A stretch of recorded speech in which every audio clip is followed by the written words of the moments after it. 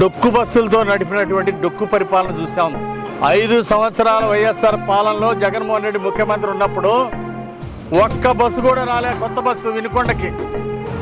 అలాగే రాష్ట్రంలో వచ్చిన కొత్త బస్సులు కూడా చాలా తక్కువ. వినుకొండలో ఒక్క బస్సు కూడా రాకపోవటం 5 సంవత్సరాల్లో జగన్మోహన్ రెడ్డి పాలనలో డొక్కు పరిపాలనకు ఒక నిదర్శనం. డొక్కు బస్సులతో నడిపించారు.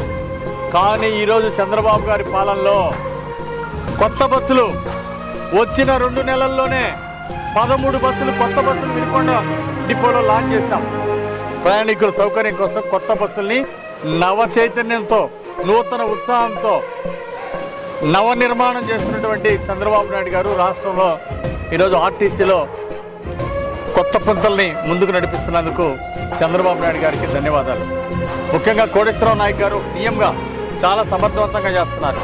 ఎక్కడైతే విద్యార్థుల సమస్యలు ఉన్నాయో వాళ్ళకి కాలేజీలకు అందించడానికి, స్కూల్స్కి అందించడానికి, వాళ్ళకి సకాలంలో వాళ్ళ స్కూల్కి, కాలేజీకి అందించడానికి బస్సుల టైమింగ్స్ని అడ్జస్ట్ చేసి కొత్త సర్వీసులు కూడా పునరుద్ధరించడం జరిగింది.